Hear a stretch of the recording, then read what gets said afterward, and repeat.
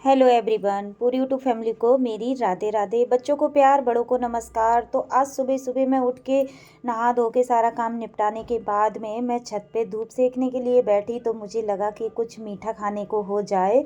लेकिन घर पे बच्चे भी नहीं थे और हमारे पतिदेव भी नहीं थे। पतिदेव हमारे कुंभ में गए हुए थे, तो अब मंगाऊं किससे, कोई समझ ही नहीं आ रहा था कि मंगाऊं तो मंगाऊं किससे।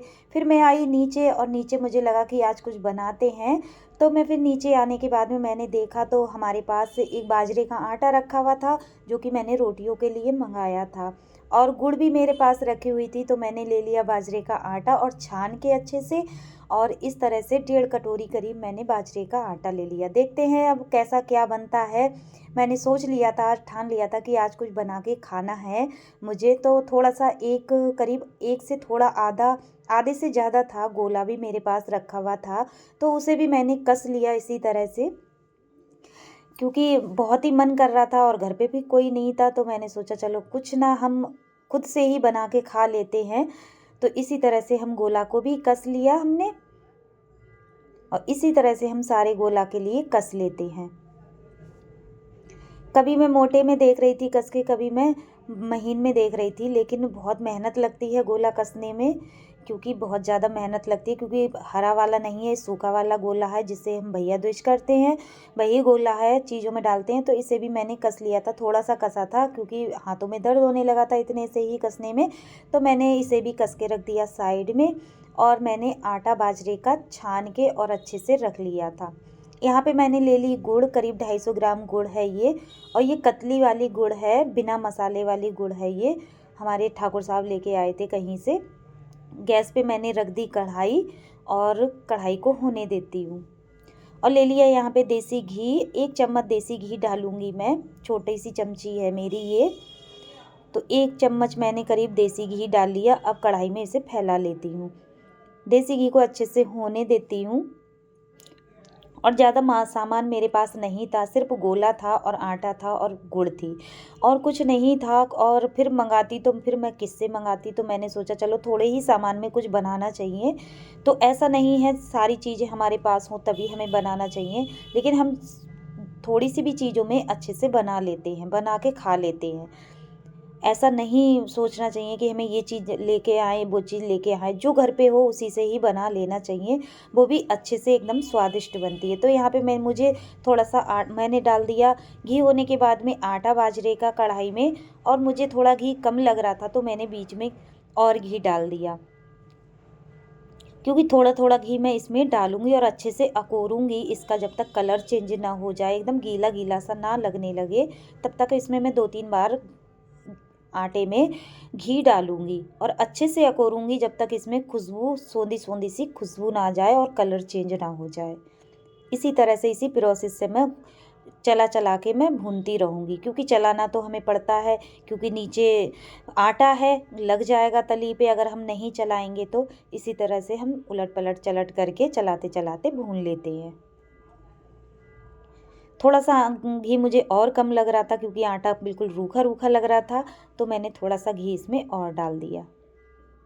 वीडियो में पूरे बने रहिएगा, तभी आप लोगों को पता चलेगा कि मैं क्या बना रही हूँ। थोड़े से सामान में और आसान तरीके से बन के रेडी हो जाती है ये रेसिपी, आसान तरीके से। अब इसी तरह से मैं इसे चला चला के भून लेती हूँ। गैस को मैंने ऑफ कर दिया और भुन गया। करीब 4 से 5 मिनट मुझे लगे थे इसे भूनने में। तो इसका कलर बिल्कुल चेंज हो गया था और इसमें सोंधी सोंधी सी खुशबू भी आ रही थी। गैस को मैंने ऑफ कर दिया और चलाती रही मैं 1 मिनट के लिए, क्योंकि कढ़ाई गर्म थी तो तली पे लग जाता। अब मैंने इसमें बर्तन में कर लिया, एक बड़ा सा बर्तन लिया जिसमें मैं आटा गूंथती हूँ, जिसको बोलते हैं परात। हमारे यहाँ परात भी बोलते हैं, तसला भी बोलते हैं। तो इसमें मैंने कर लिया, आटे को ठंडा होने देती हूँ। अब करती हूँ मैं दूसरा प्रोसेस।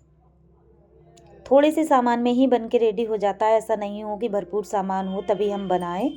हमारे यहाँ पे मंदिर में पूजा हो रही है, आरती हो रही है, इग्नोर मार देना प्लीज़।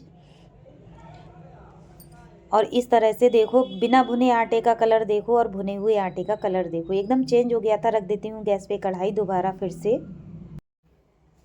कढ़ाई को रख दिया है, जला देती हूँ गैस और कढ़ाई को होने देती हूँ।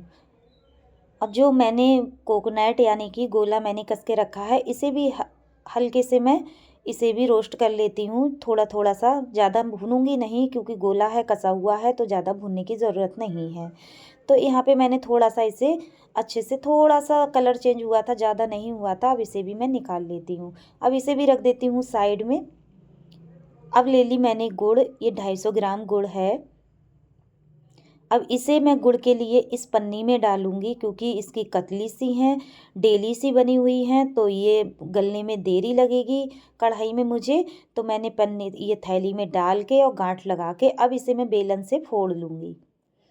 इस तरह से फोड़ोगे तो आसानी से फूट जाता है। कोई भी चीज़ भारी ले लीजिए, उससे फूट जाती है, सारी छोटे छोटे से टुकड़े हो जाते हैं क्योंकि हमें आसानी हो जाती है थोड़ी गलाने में।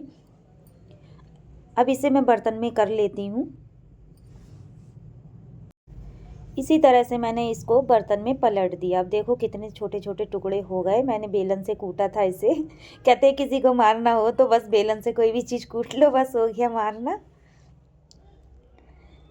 बस यहीं पे अब मैंने इसे भी साइड में रख दूंगी। इस तरह से देखो टुकड़े हो गए सारी टूट के, बिल्कुल ज़रूरत नहीं पड़ी कि हमें चाकू से और किसी भी चीज़ से तोड़ना चाहिए।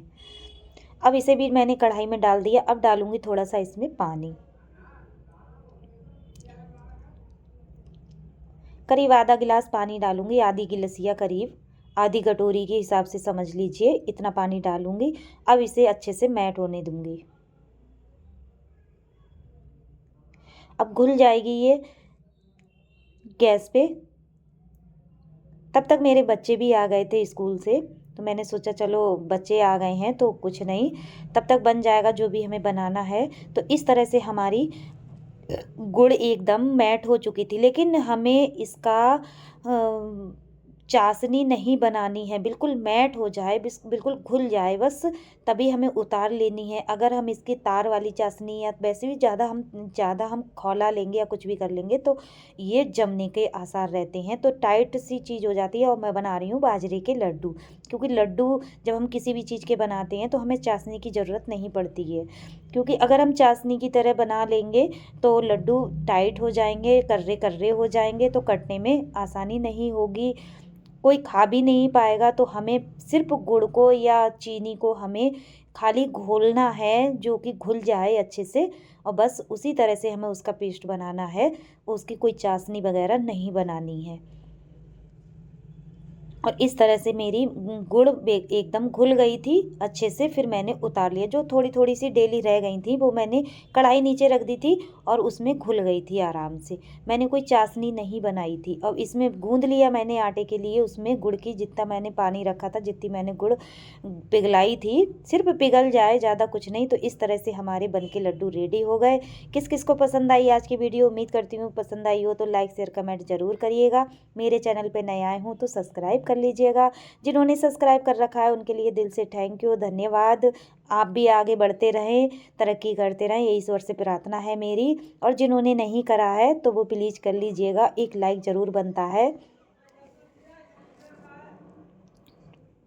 और इस तरह से हमारे आज के लड्डू यानी कि बाजरे के लड्डू एकदम राजस्थानी बोलो, यूपी के बोलो, किसी भी चीज़ के, हर देश में इसी तरह से बनते हैं। अपने अपने बनाने का तरीका अलग होता है, बस तरीका एक ही होता है, लेकिन हाथों की फेर अलग होते हैं। बस ज़्यादा सामान की ज़रूरत नहीं पड़ती है, हमें कम सामान में ही बना के खा लेना चाहिए। ऐसा नहीं है कि ज़्यादा सामान हो तभी हमें बनाना चाहिए, कोई भी चीज़ हो और आसानी से बन जाती है। तो आज भी हमने बना ले बाजरे के और गुड़ के एक आसान तरीके से, कम सामान में एकदम रेसिपी, बिल्कुल एकदम ऐसे लग रहे थे, तोड़ के दिखा दिया मैंने, एकदम ऐसे लग रहे थे, बिल्कुल ही बहुत ज़्यादा स्वादिष्ट बने थे। मिलूंगी न्यू वीडियो में न्यू रेसिपी के साथ, नए दिन के साथ।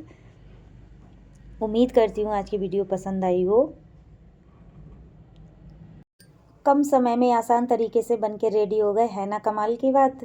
तो मिलूंगी न्यू वीडियो में। पूरी यूट्यूब फैमिली को राधे राधे, छोटों को प्यार, बड़ों को नमस्कार।